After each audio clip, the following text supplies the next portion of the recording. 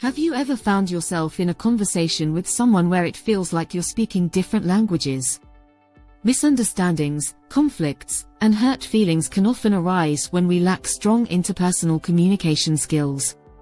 In this video, we'll explore these key concepts and provide practical tips for improving them. So let's get started. 1. Make sure you listen.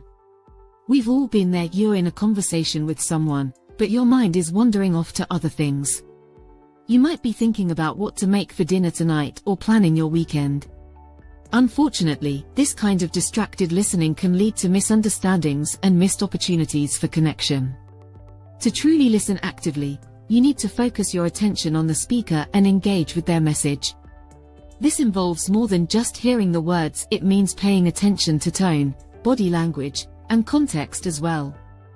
Active listening requires effort and concentration, but it can have a powerful impact on your relationships and communication skills.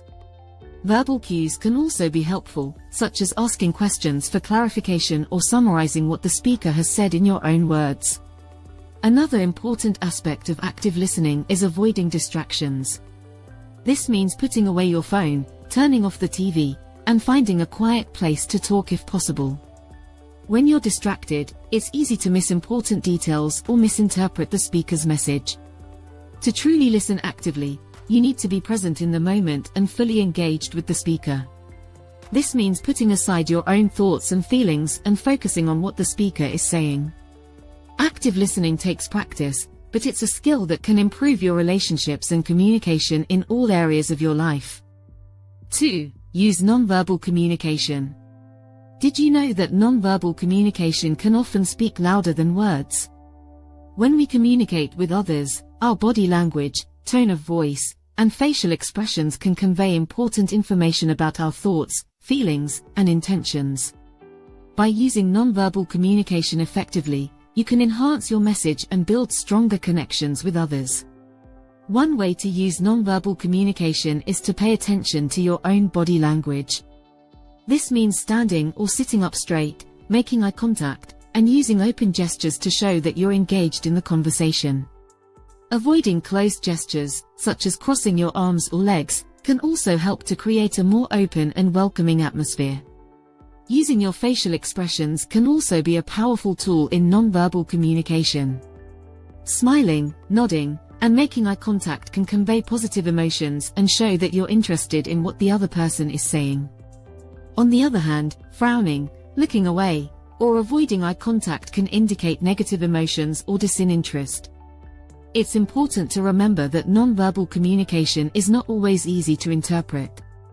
Different cultures and individuals may have different ways of expressing themselves through body language, tone, and facial expressions. Therefore, it's important to be aware of cultural differences and to ask for clarification if you're unsure of what someone is trying to convey. Nonverbal communication can be a powerful tool in enhancing your message and building stronger connections with others. By paying attention to your own body language, facial expressions, and tone of voice, as well as being aware of cultural differences, you can improve your communication skills and create more meaningful interactions with those around you. 3. Be clear and concise. When it comes to interpersonal communication, being clear and to the point is important.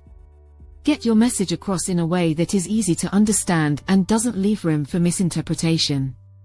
However, this can be challenging, especially when emotions are high or the topic is complex. One way to be clear and concise is to use simple language and avoid technical jargon or complicated sentences. This means using words and phrases that are easily understood by the listener and avoiding long sentences that can confuse them. It's also helpful to break your message down into smaller, more manageable parts, so that the listener can process each piece of information before moving on to the next. Being clear and concise is to stay focused on the main point. This means avoiding tangents or irrelevant information that can distract from your message. It's helpful to think about the main point you want to convey and to structure your message around it. This can help you to stay on track and avoid getting sidetracked. It's also important to consider the context of your message. For example, if you're communicating via email, you may need to be even more concise than if you were speaking in person. In written communication, It's helpful to use bullet points or numbered lists to break up the information and make it easier to read.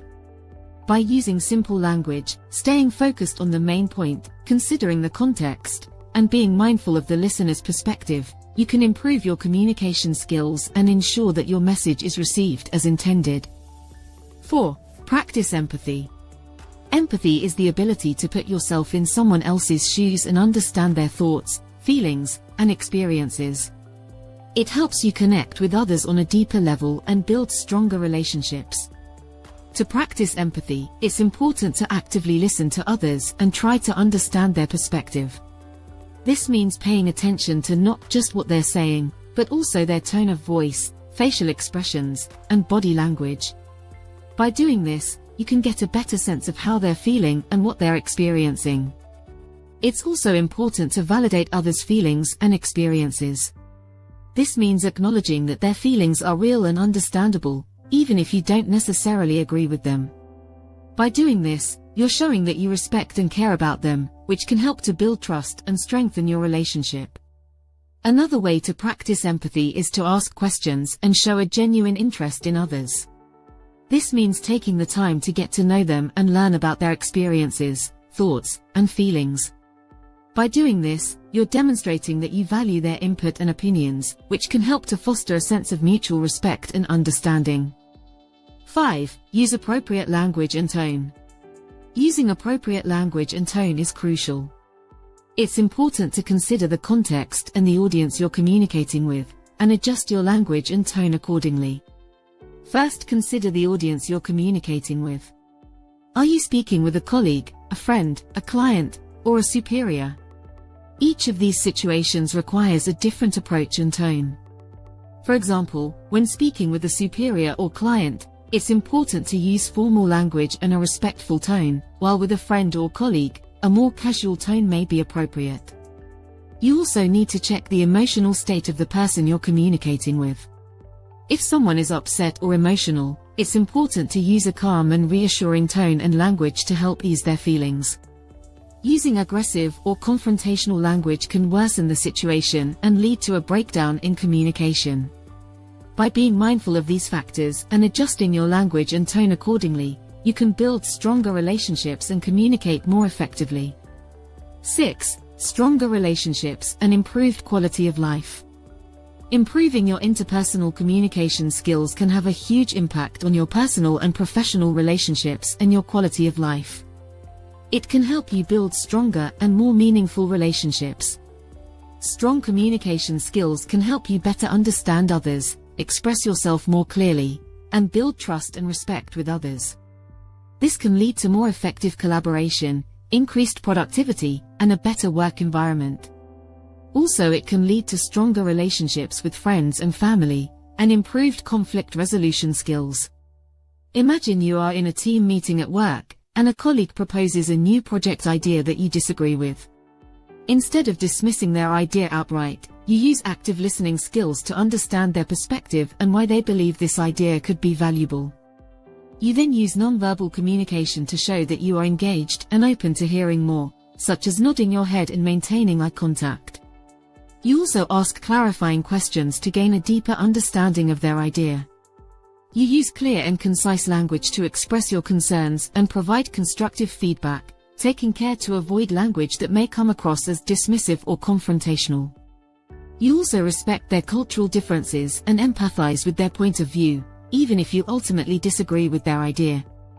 By using appropriate language and tone, you are able to express your disagreement in a respectful and productive manner, rather than causing conflict or damaging your relationship with your colleagues.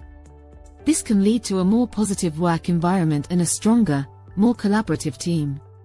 In this example, good interpersonal communication skills allowed you to effectively express your opinion while also respecting your colleague and building a positive relationship.